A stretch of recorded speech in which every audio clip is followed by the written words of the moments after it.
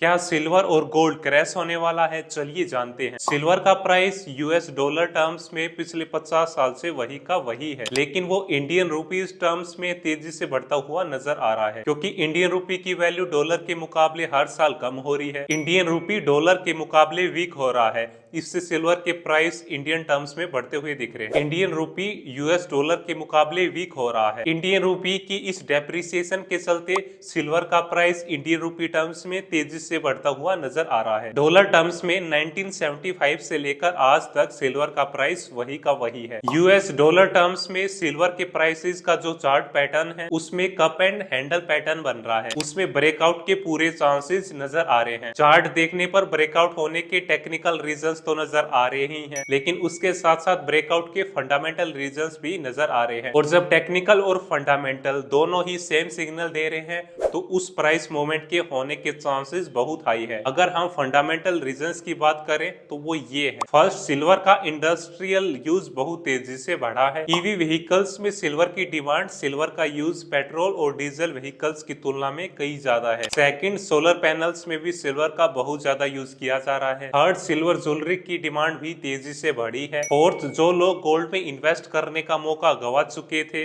वो भी अब सिल्वर में इन्वेस्ट करने के बारे में सोच रहे हैं। फिफ्थ, सिल्वर की डिमांड भी लिमिटेड है और सप्लाई टाइम के साथ बढ़ ही रही है। इन टेक्निकल्स और फंडामेंटल्स रीजंस के चलते चांसेस बहुत ज्यादा हाई है कि सिल्वर के प्राइसेस में ब्रेकआउट देखने को मिलेगा। लेकिन इसका ये मतलब तो बिल्कुल भी नहीं है कि आप अपना सारा पैसा ही गोल्ड और सिल्वर में लगा दो। एक आइडियल परसेंटेज की बात करें तो एक आम इंसान को अपने पोर्टफोलियो का 5 से 10% ही गोल्ड और सिल्वर में इन्वेस्ट करना चाहिए, क्योंकि ये आपके पोर्टफोलियो को स्टेबिलिटी देगा। क्योंकि पिछले 1 से 1.5 साल में इक्विटी ने कोई खास रिटर्न्स नहीं दिए हैं, लेकिन गोल्ड और सिल्वर ने बहुत ज्यादा रिटर्न्स दिए हैं। अगर आपका पोर्टफोलियो प्रॉपरली डाइवर्सिफाइड है तो कोई ना कोई इन्वेस्टमेंट इंस्ट्रूमेंट तो आपको हर टाइम पे रिटर्न्स दे रहा होगा। कुछ एक्सपर्ट्स का तो यहाँ तक भी कहना है कि सिल्वर 2 से 3 लाख रुपए तक भी जा सकता है। सिल्वर गोल्ड की तुलना में कई ज्यादा वोलेटाइल है, तो आप सिल्वर की बजाय गोल्ड अपने पोर्टफोलियो में ज्यादा रखो। गोल्ड और सिल्वर फ्यूचर में फॉल हो उसके ये कुछ रीजंस हो सकते हैं। फर्स्ट, अगर इंटरेस्ट रेट्स बहुत ज्यादा बढ़ जाए तो इससे सिल्वर और गोल्ड पर प्रेशर बनेगा। इससे इन्वेस्टर्स बॉन्ड्स और कैश में शिफ्ट कर सकते हैं। सेकंड, अगर रिसेशन आ जाए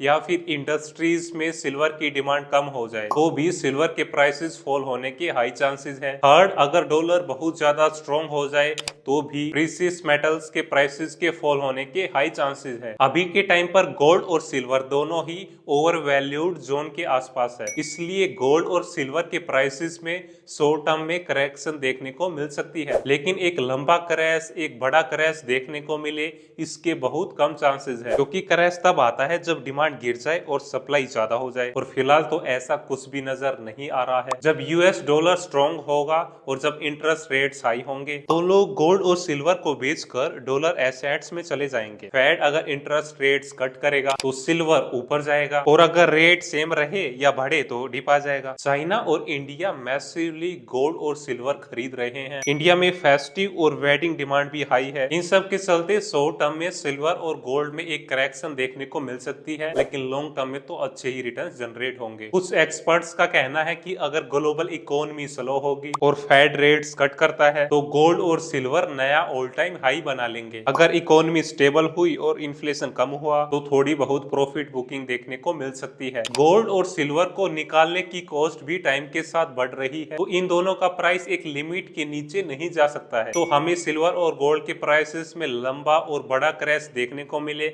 इसके काफी कम चांसेस है। एक नया वर्ल्ड ऑर्डर भी देखने को मिल रहा है। BRICS countries gold back trade करना चाहती है, और अगर ये सक्सेसफुली हो गया तो अगले कुछ साल में गोल्ड के प्राइसेस कई गुना बढ़ जाएंगे। इंडिया में गोल्ड और सिल्वर के प्राइसेस सिर्फ ग्लोबल रेट पे ही डिपेंड नहीं करते हैं, रुपी डॉलर एक्सचेंज रेट पे भी डिपेंड करते हैं। डॉलर के स्ट्रॉन्ग होने पर, इंडियन रुपी के वीक होने पर गोल्ड और सिल्वर इंडिया में महंगा हो जाएगा, फिर चाहे गोल्ड और सिल्वर के ग्लोबल रेट सेम ही क्यों ना रहे। और सिल्वर और गोल्ड में अगर एक बड़ा करेक्शन या एक क्रैश देखने को मिला भी, वो भी गोल्ड और सिल्वर के प्राइसेस बहुत जल्दी रिकवर कर जाएंगे और एक नया ऑल टाइम हाई बना लेंगे। तो करेक्शन या क्रैश के टाइम पर पैनिक होने की जरूरत नहीं है। गोल्ड और सिल्वर तो क्रैश होने के लिए बने ही नहीं है, ये तो दुनिया के सिस्टम के अगेंस्ट एक शील्ड है। क्रिप्टो, इकोनॉमी, शेयर मार्केट सब कोलैप्स कर सकते हैं, पर गोल्ड और सिल्वर हमेशा अपनी वैल्यू वापस ले आते हैं। नेक्स्ट टाइम अगर कोई एक्सपर्ट या आपके आसपास का कोई इंसान कहे कि गोल्ड और सिल्वर में क्रैश देखने को मिलेगा, उस टाइम पर तो आपको खुश हो जाना चाहिए, क्योंकि एक्यूमुलेशन टाइम आने वाला है और करेक्शन और क्रैश के बाद गोल्ड और सिल्वर के प्राइसेस रिकवर होने ही होने हैं। आप ऐसे ही वैल्यूएबल कंटेंट के लिए इस चैनल को सब्सक्राइब करें। इस वैल्यूएबल कंटेंट को अपने दोस्तों के साथ जरूर शेयर करें।